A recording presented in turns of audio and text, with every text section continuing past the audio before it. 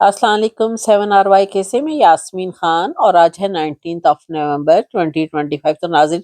International news میں یہ ہے کہ بھارت کی مشرقی سرحدوں پر اس وقت ایمرجنسی عسکری سرگرمیاں، اس سلسلے میں آپ کو بتا رہی ہوں۔ ایک تو بھارت نہیں آرام سے بیٹھتا ہے جب تک کہ وہ پاکستان پر حملہ نہ کر دے، جب تک چین سے نہیں بیٹھے گا۔ اب جو اس نے اسلحہ سارا خریدا ہوا ہے اربوں ڈالر کا، اکٹھا کیا ہوا ہے، جمع کیا ہوا ہے ناظرین، اب اس نے یوز تو کرنا ہے۔ اور پھر اس کے بعد خطے کی صورتحال کے تحت صورتحال سنگین ڈیلی ہوتی جا رہی ہے، جو کہ میں آپ کو ڈیلی اس کی اپڈیٹس دے رہی ہوں۔ اب بڑی مشقیں جو ہیں وہ پہلے سے ہی شروع ہیں، لیکن اب زیادہ اور تیز کر دی گئی ہیں۔ اب ناظرین، سوال یہاں پر یہ پیدا ہوتا ہے کہ بھارت کو افراتفری، آخر اتنی بھاری مشقوں کی ضرورت جو ہے وہ کیوں پیش آئی ہے، جو اتنی افراتفری پڑی ہوئی ہے۔ اب وقت گزرنے کے ساتھ ساتھ بھارت جو ہے اپنی بھرپور تیاریاں مزید کرتا جا رہا ہے اور زیادہ تیز کرتا جا رہا ہے، جیسے کہ یہ آخری جنگ ہو دنیا کی ناظرین۔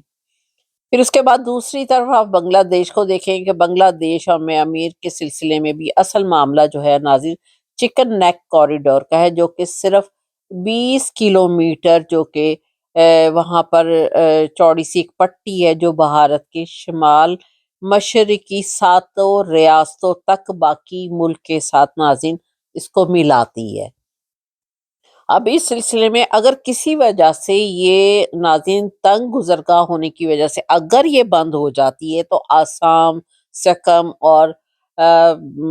اس کا سانگا لینڈ، پھر اس کے بعد بلیگاریا ناظرین، بڑے عجیب عجیب سے نام ہیں، پھر منی پور، پھر اس کے بعد عملاً بھارت سے یہ حصے جو ہیں وہ کٹ جاتے ہیں اگر ناظرین اس کو جو ہے کہ وہ بند ہو جائے۔ بند یعنی کہ جو کہ اس کی گزرگاہ ہے وہ بڑی تنگ ہے، اور اگر یہ بند ہو جاتی ہے تو یہ سارے علاقے اس سے کٹ جائیں گے۔ پھر اس کے بعد ناظرین یہ ہے کہ بھارت جنگی معیار کی ڈپلائمنٹ کرتے ہوئے 22 لڑاکا طیارے، ڈرون اور جو کہ اسپیشل فورسز ہیں اور جدید سیولینز تعینات کر دیے گئے ہیں۔ یہ بھارت نے نیا کام کیا ہے کہ یہ اتنے سارے آپ کو میں نے بتائے کہ 22 لڑاکا طیارے، ڈرونز، اسپیشل فورسز اور جدید سیولینز تعینات اور اس نے کی ہیں، یہ ابھی لیٹسٹ نیوز کے مطابق۔ پھر اس کے بعد ناظرین چین اس علاقے کے بالکل قریب موجود ہے، یہ بھی شکر ہے کہ چین بھارت کے قریب ہے، کم از کم وہ تو اس کو آگے سے پڑ جائے گا ناظرین۔ اب جہاں وہ اپنی چوکیاں جو ہے وہ سڑکیں قائم کر چکا ہے، اور دوسری طرف حسینہ واجد کا بھی سننے کہ حکومت کے خاتمے کے بعد جو ہے نئی حکومت کا رجحان بھارت مخالف ہے، جس سے کہ بھارت کی تشویش مزید بڑھ چکی ہے، کیونکہ حسینہ واجد اس وقت بھارت میں ہے۔ اب بھارت کو اندازہ ہے کہ آخر پاکستان کے ساتھ اگر جنگ ہو جاتی ہے اور طویل چھڑ جاتی ہے تو یہ ناظرین اس کا تذکرہ جو ہے بھارتی آرمی چیف خود کر چکے ہیں، تو کہ چین وہاں پر بنگلہ دیش کی طرف سے کسی بھی دباؤ کے تحت ناظرین دباؤ کی طرف سے ناظرین چکن نیک کوریڈور جو ہے وہ سب سے کمزور نقطہ ثابت ہو سکتا ہے، اس لیے بھارت نے اس علاقے کو اس وقت ہائی الرٹ پر رکھا ہوا اور ملٹری زون کی حیثیت دے دی گئی ہے اس علاقے کو۔ اب تجزیہ کاروں کے مطابق اس 20 کلومیٹر کوریڈور پر ناظرین حملہ یا کسی قسم کا افراتفری ہو جائے تو بھارت کے شمال مشرقی حصے میں افراتفری پھیل سکتی ہے۔ تو دوسری وجہ اس کی ناظرین ایک یہ بھی ابھی کہا جا رہا ہے کہ حسینہ واجد کے سلسلے میں بھی جو ہے وہ بھارت بڑی زبردست پرابلم میں ہے کہ وہ اب اس کو کس طرح ان کے حوالے کرے۔ اب اس کا ذکر ہم آگے نیوز میں کرتے ہیں، لیکن ابھی میں آپ کو یہ بتاؤں کہ بدترین رسوائی کے بعد بھارتی آرمی چیف کی ایک نئی دھمکی بھی آئی ہے اس کے ساتھ۔ اب نئی دہلی میں حملے کی ناکامی کا معاملہ پاکستان پر جو ہے وہ ڈالا جا رہا ہے، اور آپ کو یہ پہلے بھی بتایا تھا کہ نئی دہلی میں جو کہ انہوں نے دہشت گردی کے حملے کا واقعہ بتایا، اس سلسلے میں پاکستان کو اور کشمیر کو یہ انوالو کرنا چاہ رہے ہیں کہ آپریشن سندور ایک انہوں نے کہا ہے، آرمی چیف نے کہا ہے، بڑا ڈائلاگ مارا ہے ناظرین، کہ وہ کہتا ہے یہ تو ایک ٹیلر تھا۔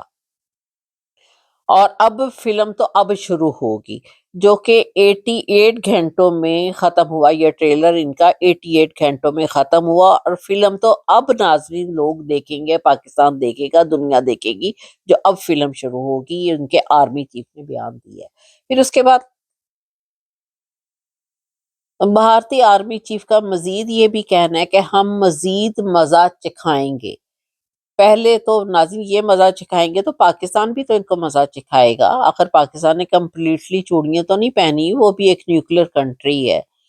اب پہلے تو ناظرین انہوں نے کہا کہ صرف 88 گھنٹے کا ایک ٹریلر تھا۔ آرمی چیف نے مزید کہا کہ اب ہم اپنی ذمہ داری کا ثبوت دیں گے، یعنی کہ اس کا مطلب یہ خود ایکسیپٹ کر رہے ہیں کہ پہلے یہ ذمہ دار نہیں تھے، اگر وہ پہلے رسپانسیبل نہیں تھے تو اب رسپانسیبل بن گئے ہیں۔ تو خود اس سے اندازہ کر لیں کہ یہ جو خود ہی بیان دے کے خود ہی جو ہے وہ اپنے آپ کی بتا رہے ہیں کہ ہم پہلے رسپانسیبل نہیں تھے، اب ہم رسپانسیبل کا ثبوت دیں گے۔ چلے پاکستان بھی دیکھتا ہے کہ وہ کیا کرتا ہے۔ اب حسینہ واجد کے سلسلے میں سنیں کہ جو پہلے میں نے ایک سینٹنس بولا تھا کہ بنگلہ دیش کا بھارت سے فوری طور پر شیخ حسینہ واجد کی حوالگی کا مطالبہ کیا گیا ہے، کہ جو کہ انڈیا ہے وہ اس کو بھی ایک ریزن بنا سکتا ہے۔ اب بنگلہ دیش نے انٹرنیشنل کرائم ٹریبیونل کے جانب سے سابق وزیر اعظم کے سلسلے میں جو ہے وہ اس کو بھارت سے حوالگی کا مطالبہ کیا ہے، اور سپریم جو کہ ان کے منڈے کو ہوا تھا، جسٹس محمد غلام مرتضیٰ کی سربراہی میں 3 رکنی ٹریبیونل نے فیصلہ سناتے ہوئے حسینہ واجد کو سزائے موت سنائی تھی، اور انہیں انسانیت کے خلاف مجرم قرار دیا، اور عدالت نے تشدد پر اکسانا قتل کے حکم کے اوپر الزامات حسینہ واجد کو عمر قید اور 3 دیگر الزامات کے اوپر سزائے موت سنائی۔ عدالت نے بنگلہ دیش کے سابق وزیر اعظم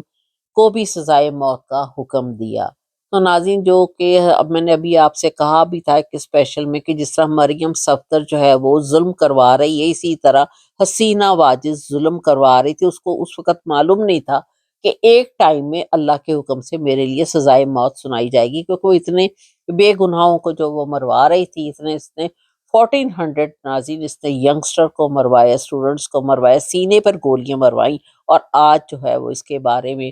سزائے موت کا فیصلہ کیا گیا۔ اسی طرح سیم مریم صفدر جو کچھ کروا رہی ہے ناظرین، ایک دن آپ جو کرتے ہیں وہ بھگتنا پڑتا ہے۔ اگر آپ اچھا کریں گے اچھا بھگتیں گے، برا کریں گے تو ڈیفینیٹلی برا بھگتیں گے۔ تو اب اس سلسلے میں اس کو بھی سزائے موت کا حکم دیا گیا۔ اب بنگلہ دیش نے مطالبہ کیا کہ بھارت ان کو، یعنی کہ حسینہ واجد کو اور وزیر داخلہ کو فوری طور پر بنگلہ دیش کے حوالے کرے۔ اب یاد رہے کہ اس نے پرتشدد مظاہروں کے 22 اگست 2024 میں بھارت یہ فرار ہو گئی تھی ناظرین، حسینہ واجد۔ تو یہ اس کا اس طرح کا قصہ ہے جو کہ آپ کو بتایا گیا ڈیٹیل میں، اور اس کا اینڈ بھی جو ہے وہ بھی آپ کو بتایا۔ اب فردر آگے انڈیا کیا کرتا ہے، اس کے حوالے کرتا ہے نہیں کرتا ہے، یا پھر آگے سے فردر کیا ہوتا ہے، تو وہ جیسے ہی کچھ اور نیوز آئیں گی وہ آپ کو بتا دی جائیں گی۔ اب امریکہ کے بارے میں سنیں کہ امریکہ نے سعودی عرب کو جو ہے وہ F-35 طیارے فروخت کرنے کا باضابطہ اعلان کر دیا ہے۔ آج امریکہ جو ہے وہ محمد بن سلمان صاحب پہنچ چکے ہیں وائٹ ہاؤس میں، ان کی ٹرمپ کے ساتھ ملاقات ہوئی، اور دونوں کے درمیان میں دفاعی۔ تو ناظرین آپ یہ پکچر دیکھ رہے ہیں کہ یہ ہمارے ٹرمپ صاحب ہیں، اور دوسرے محمد بن سلمان صاحب کے ساتھ ان کی آج وائٹ ہاؤس میں جو ہے وہ ملاقات ہوئی ہے، اور ان کے درمیان میں F-35 کے سلسلے میں بھی جو معاہدہ تھا وہ بھی ہوا، کیونکہ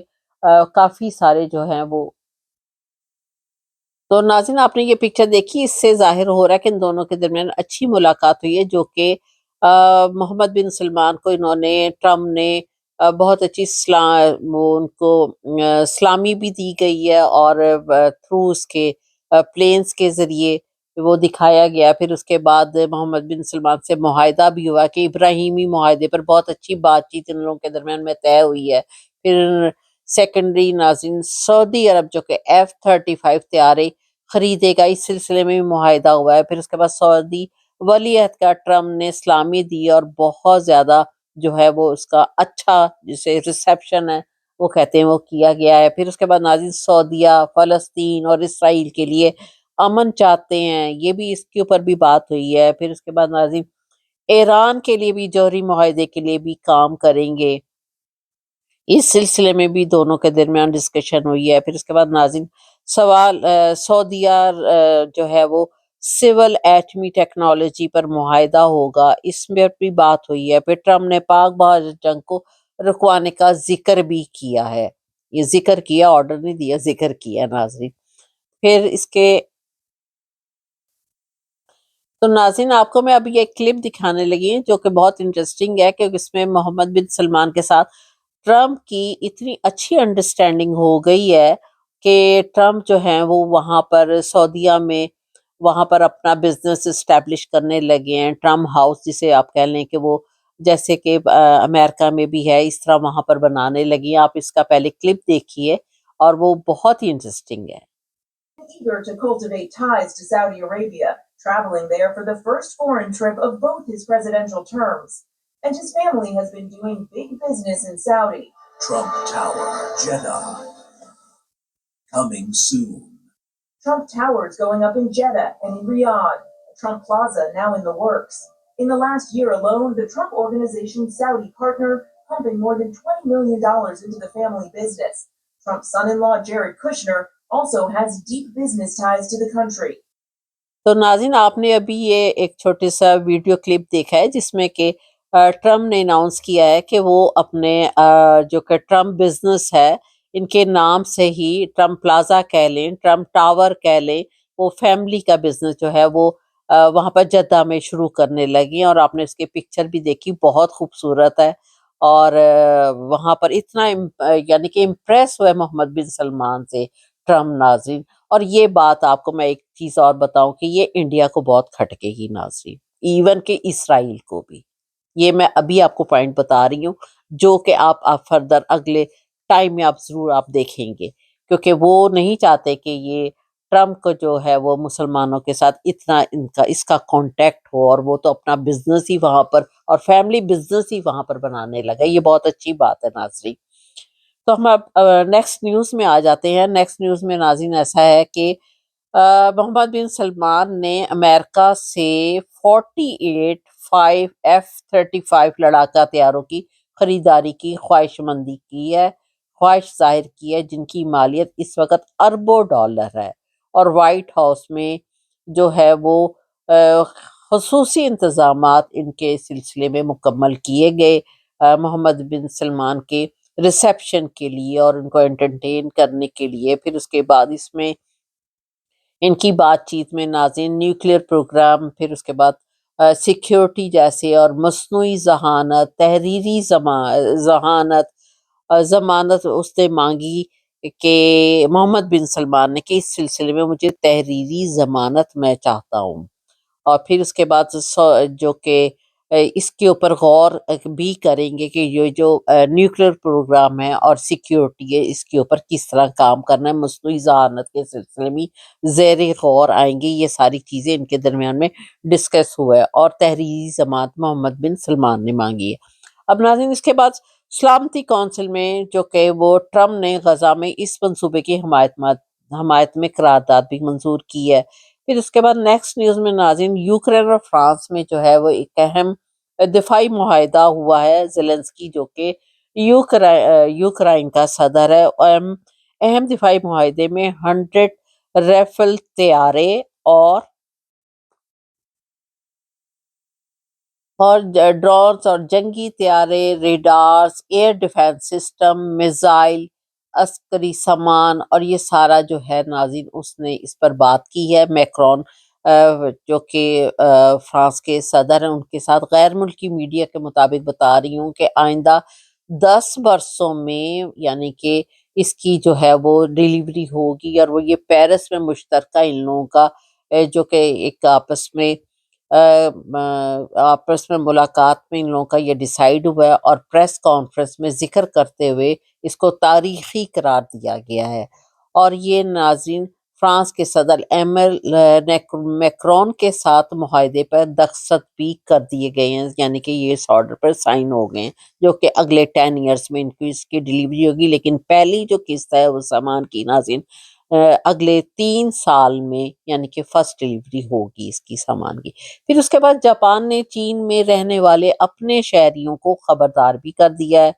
کہ ابھی دونوں ممالک میں حالات جو ہیں وہ اس وجہ سے تشویشناک ہو چکے ہیں کہ وہاں پر ظاہر سفر سے ہی منع کرتے کہ سفر مت کرو۔ پھر اس کے بعد ایران کا بھی بھارتی شہریوں کے لیے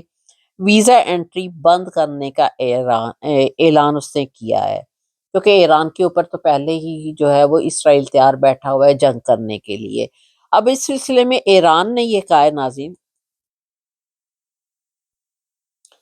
کہ ایران کی جانب سے جتنے بھی فری ویزا انٹری کا فیصلہ کیا تھا، لیکن بہت سے ایسے واقعات ہوئے اور ایسے لوگ آ جاتے ہیں کہ جو ناظرین وہاں پر پرابلمس کریٹ کرتے ہیں، اور اغوا کے کیسز ہوئے ہیں، اور پھر اغوا کے کیسز کے بعد وہ تاوان مانگتے ہیں، یعنی کہ پیسہ مانگتے ہیں، مطالبہ کرتے ہیں، پھر اس لیے ایران کو پرابلم پڑتی ہے۔ اس لیے اس نے 22 نومبر سے، یعنی کہ 22 نومبر سے اس کو کینسل کر دیا، جو کہ فری انٹری ویزا دیتا تھا ایران بھارت کے لوگوں کو، وہ اس وقت 22 نومبر سے کینسل ہو جائے گا ناظرین۔ اب ان کو نہیں ملے گا، کیونکہ وہاں پر آ کر بہت زیادہ جرائم پیشہ لوگ بھی اس بہانے سے آ جاتے ہیں فری انٹری ویزا کے تحت، تو اس لیے اس کو 22 نومبر سے ختم آپ لوگ سمجھیں۔